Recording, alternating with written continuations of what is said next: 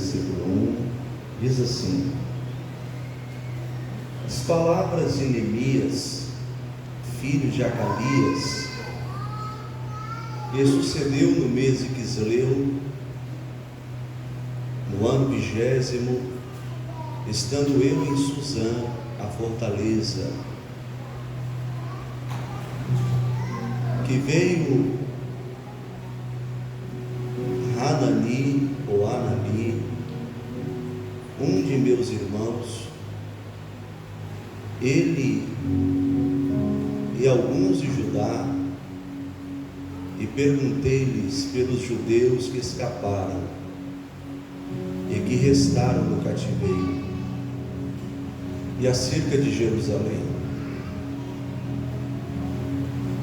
E disseram-me os restantes que ficaram no cativeiro lá na província estão em grande miséria e desprezo, e o muro de Jerusalém fendido, as suas portas fendido e as suas portas queimadas a fogo. E sucedeu que, ouvindo eu estas palavras, assentei-me e chorei, e lamentei por alguns dias, e estive jejuando e orando perante o Deus dos céus. Senhor, ao Senhor pertence a glória, a honra e o louvor.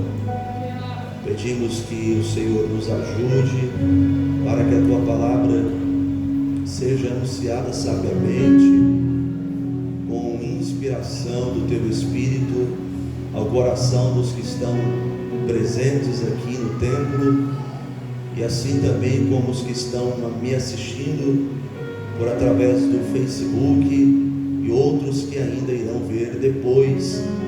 Que a Sua palavra venha nos fortificar, em nome de Jesus. Amém. Pode assentar, amados.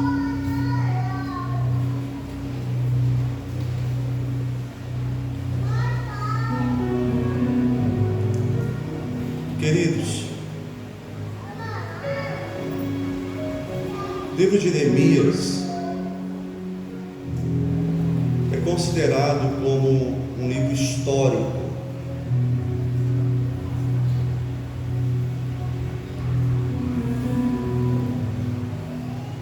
Histórico na autenticidade de algo que ocorreu, e não há nada dentro do contexto do livro de Neemias que possa ser considerado uma história com E ao invés de H, porque tudo que a Bíblia narra nesse livro, e eu acredito indubitavelmente que quem escreveu esse livro foi o próprio Neemias e não Esdras, como alguns estudiosos ainda querem acrescentar a esta possibilidade. Eu vejo na vida de Neemias um exemplo de dedicação, um exemplo de alguém,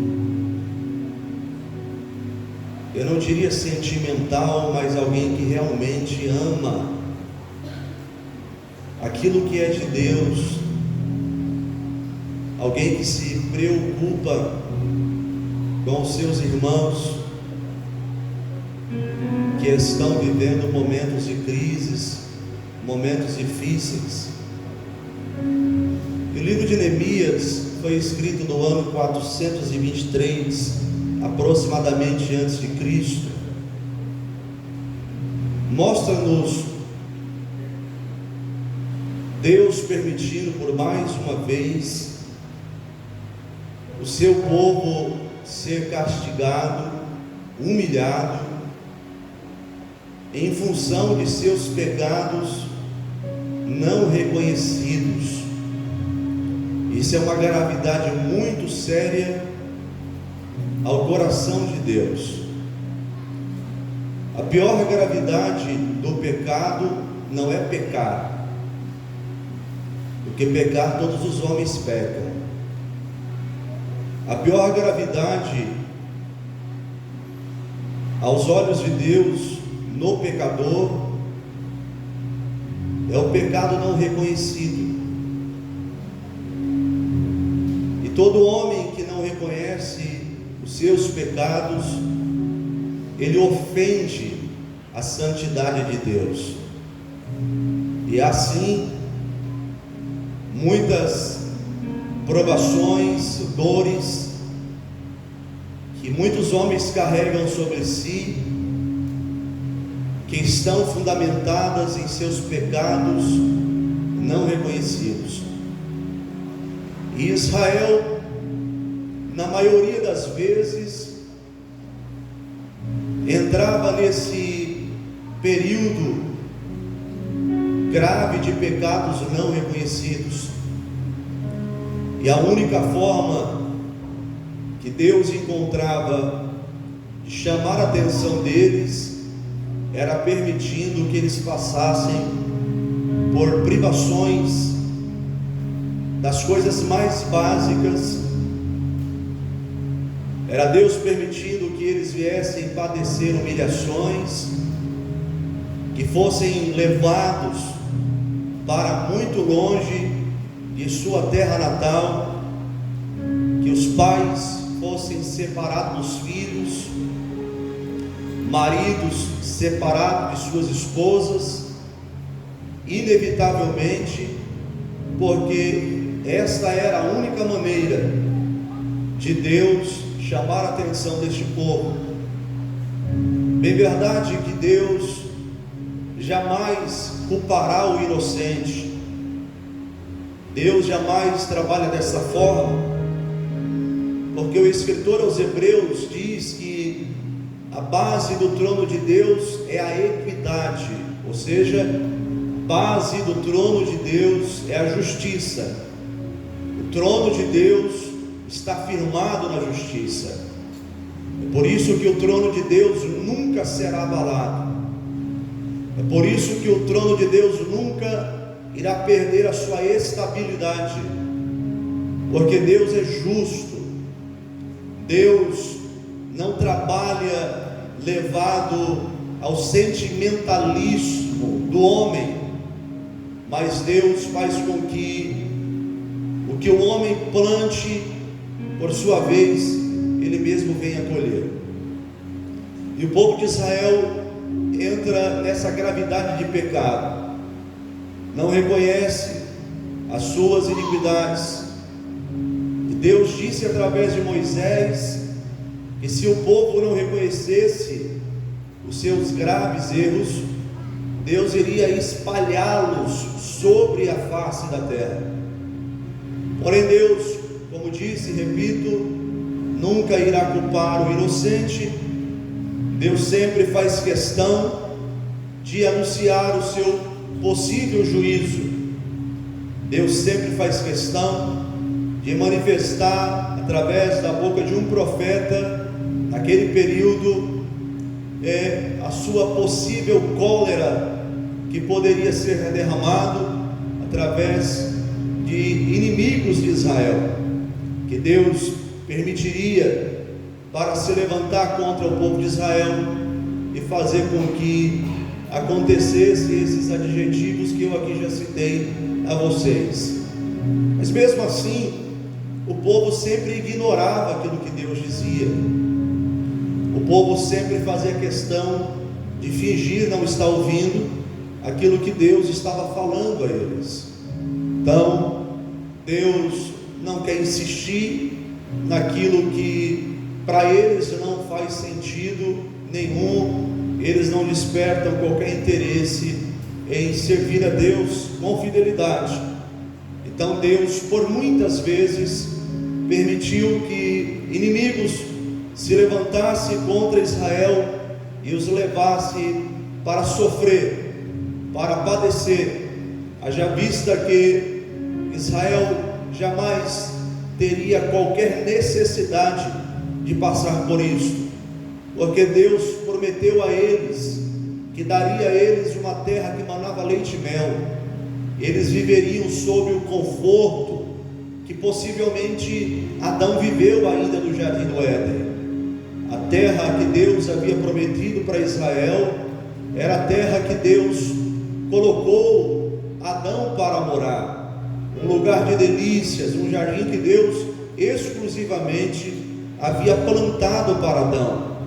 Israel seria novamente o povo que receberia esta oportunidade, mas em função deles não ouvirem Deus, não se preocuparem em agradar a Deus, Deus permite que os inimigos sejam levantados para poder humilhar Israel, e eles venham viver debaixo de uma miséria muito forte. Somente assim eles vão entender que Deus havia feito uma promessa, e essa promessa não é uma realidade.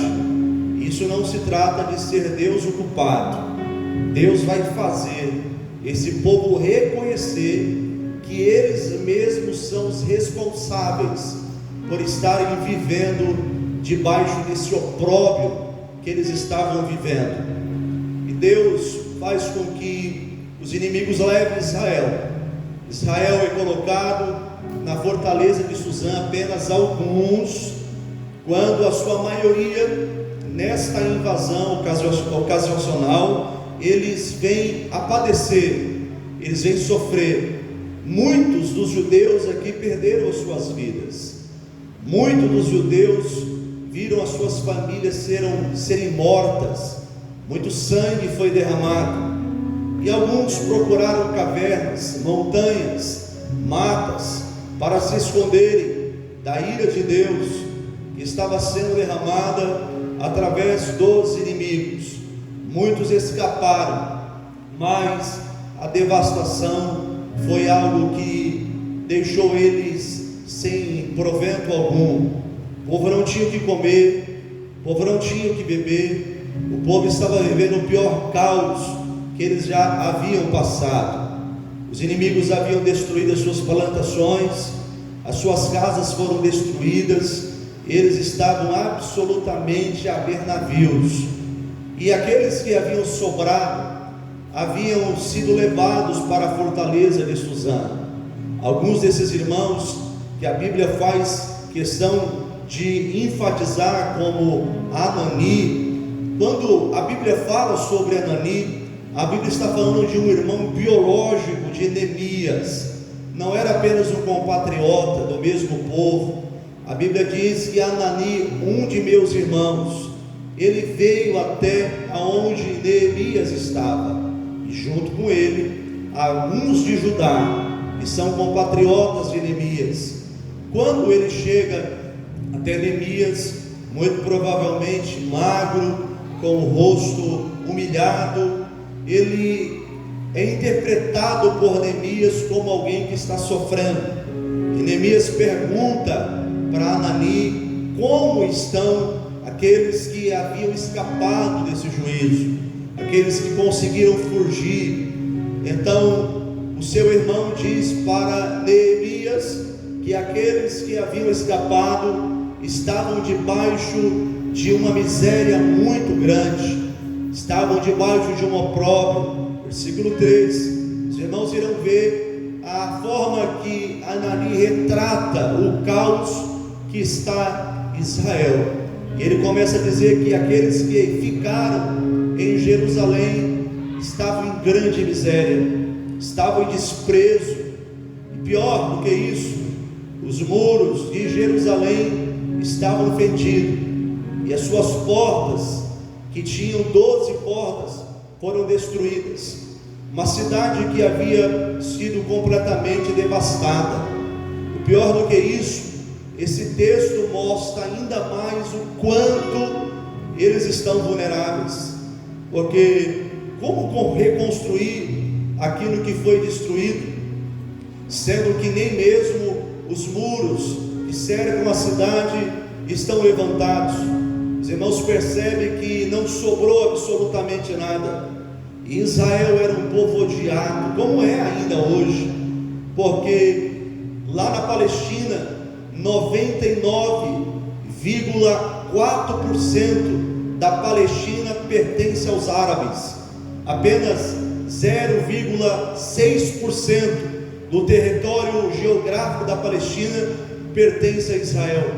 Toda a Palestina odeia os judeus, embora sejam irmãos, mas quase que 100% do território palestino não tem qualquer tipo de concórdia com o povo judeu, com Jerusalém.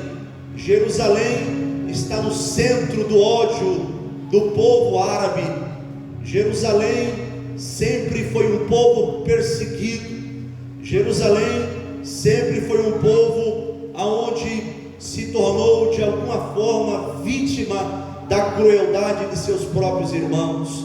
Então é difícil reconstruir, uma vez que as muralhas que cercam as cidades também caíram. A qualquer momento, se eles reconstroem, os inimigos vêm e destroem as muralhas. Eles estarão sempre vulneráveis. Mas quando Neemias ouve dizer acerca do estado de calamidade que os seus irmãos estão, pela informação de seu irmão biológico, a Bíblia diz que Neemias tem uma reação.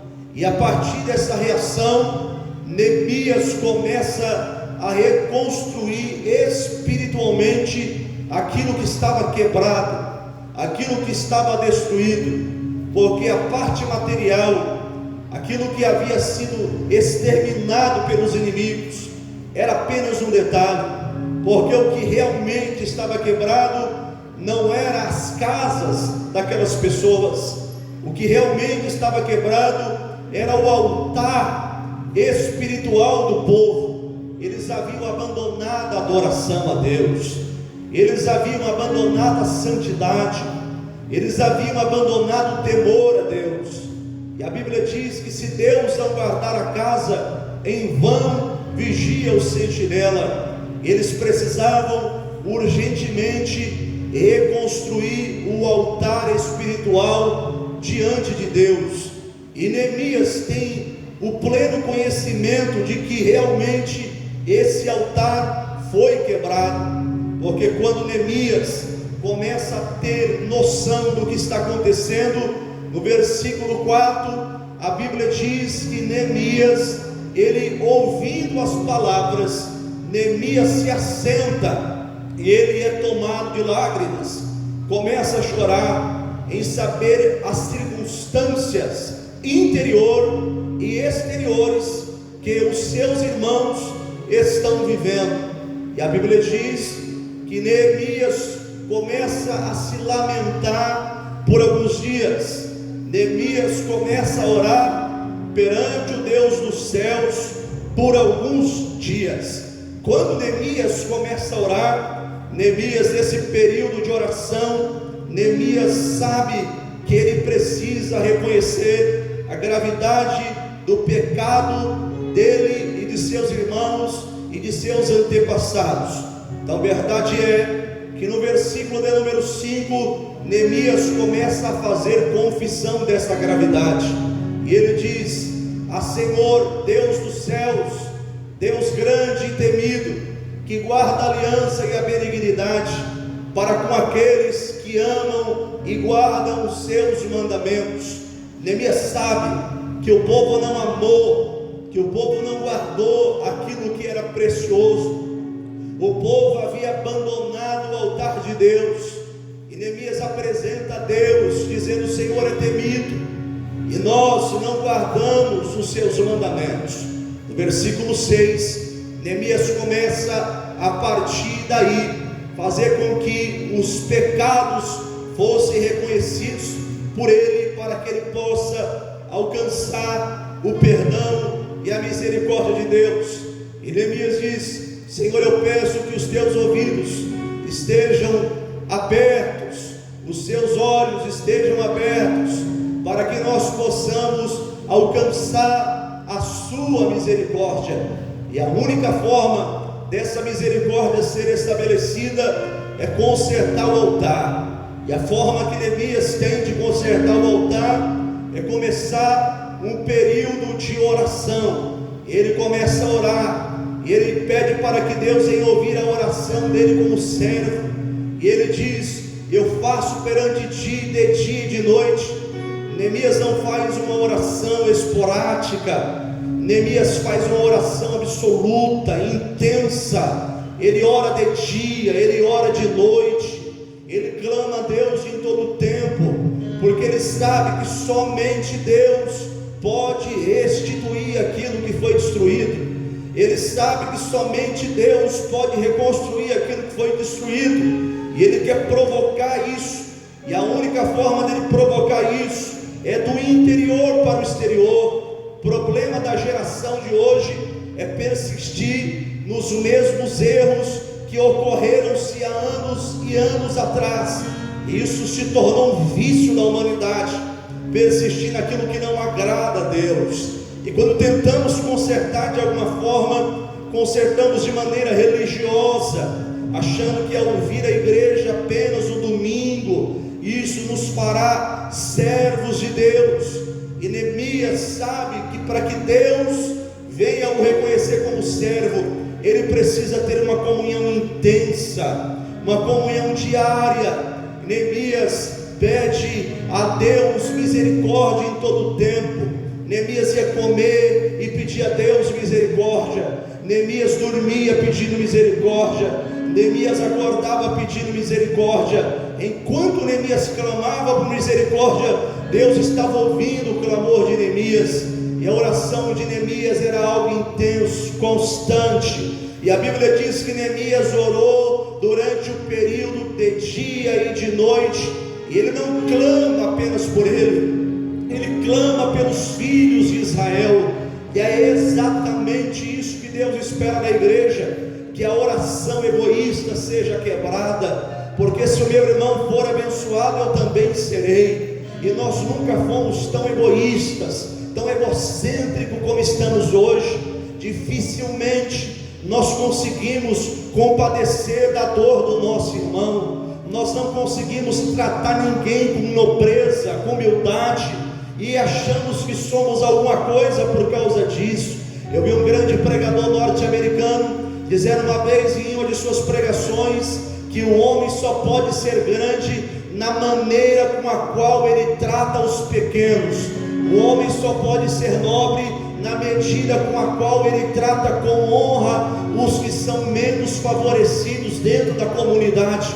E nós estamos, sem perceber, se tornando pessoas egoístas, não compadecendo da dor dos nossos irmãos. Se tiver comida para mim está bom, se tiver mantimento para mim está bom. Em algum momento tem alguém que está sofrendo mais do que você. Você é egoísta às vezes, você quer cobrar de Deus algo que você não faz com que Deus possa enxergar outra pessoa que esteja em uma situação pior do que a sua, porque você pode estar passando sim por uma luta, por um problema, mas sempre haverá alguém que esteja sofrendo mais do que você. Sempre vai ter alguém que está chorando mais do que você. Sempre vai ter alguém que está padecendo mais do que você. E Neemias é um egoísta, e ele poderia, porque ele estava no palácio, ele era copeiro do rei. O único risco que Neemias iria correr na sua vida é se de repente alguém envenenasse a comida do rei e ele comesse a comida do rei e morresse. Esse era o único risco que ele corria. Tirando isso, ele tinha comida boa. Tirando isso, ele tinha quarto nobre. Tirando isso, ele tinha um palácio para morar. Ele estava entre os nobres.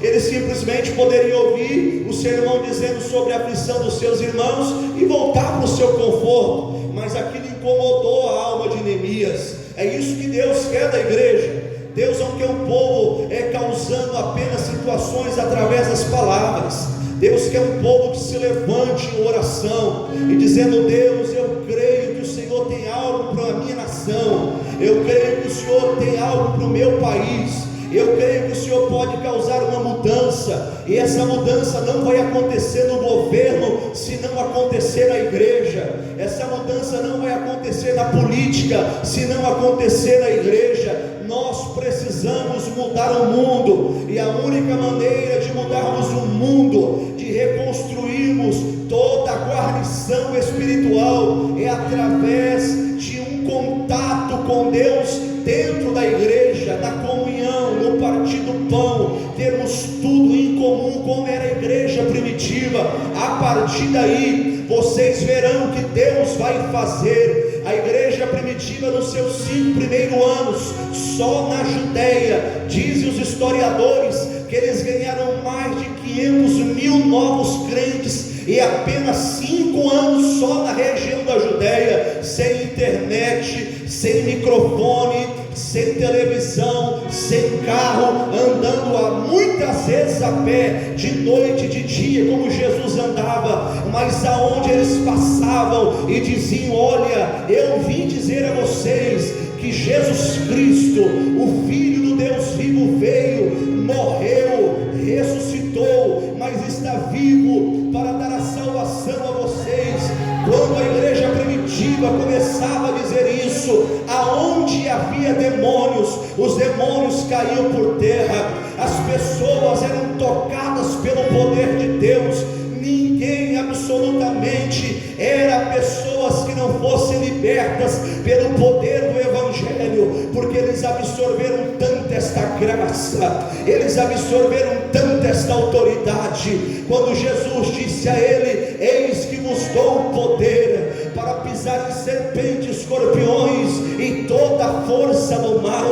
Quando o diabo neutralizava alguém, quando o diabo algemava alguém, e a igreja primitiva chegava já na entrada da cidade, os demônios caíam por terra, porque eles diziam: está vindo um exército aí. De repente um demônio mal informado dizia: que exército é esse para temermos? Nós não temos medo nem do exército de Roma, que é o maior exército que existe na terra. Todos os homens temem ao exército romano, mas nós não temos medo nem do exército romano, porque nós somos mais fortes do que o exército romano. E de repente um demônio mais informado, aquele que tinha legalidade sobre aqueles demônios, dizia: o exército que vem aí não é o exército romano, o exército que vem aí é um exército que foi formado em Jerusalém. Mas exército de Jerusalém, Jerusalém sempre ficou debaixo da opressão romana. Herodes sempre ficou debaixo da autoridade de governador romano. Como assim? Ele dizia: não, vocês não estão entendendo. Quem treinou esse exército não foi nenhum gladiador de Roma. Quem treinou esse exército não foi nenhum governador de Roma. Mas quem que treinou esse exército? A quem treinou esse exército, ele não só tem um exército, mas ele tem exércitos. Mas que tipo de arma que eles têm? Duvido que o escudo deles seja melhor do que os nossos. Não, vocês não têm noção do escudo que eles têm. Eu duvido que a espada que eles têm seja melhor do que a nossa. Eu duvido que o capacete que eles têm seja melhor do que o nosso. Aquele demônio que está guiando aqueles demais demônios na destruição está dizendo: é tempo da gente ir embora, se a gente não quiser ser cortado pelo meio, porque esse povo aí foi treinado por Jesus. Mas Jesus, quem é Jesus? Jesus é o Filho de Deus, aquele que nasceu, morreu e ressuscitou. Ele não deu qualquer capacete para esse povo, não. Segura aí para que a glória é mais forte. Ele deu o capacete da salvação. Como assim o capacete da salvação? É um capacete impermeável, não tem poder bélico de Roma e nem no interno que possa permear dentro desse capacete. Esses demônios provavelmente já começam a tremer. Mas que tipo de escudo que eles têm? Eles têm um escudo que é o escudo que eles levantam para se defender de todo o dardo inflamado do maligno.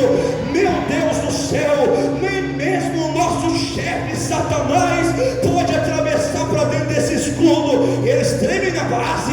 E que tipo de espada que eles têm? A espada que eles têm é a espada do Evangelho, é a espada que não tem poder na terra que possa segurar o corte dela. E pior, ela é de 2 gumes, ela corta para lá, ela corta para cá. E pior do que isso, ela entra até na divisão da alma e ela vai até o interior do homem. Essa é a espada que eles têm nas mãos. Então vamos sair daqui, porque eles estão chegando aí, e aonde pegam, as almas se rendem.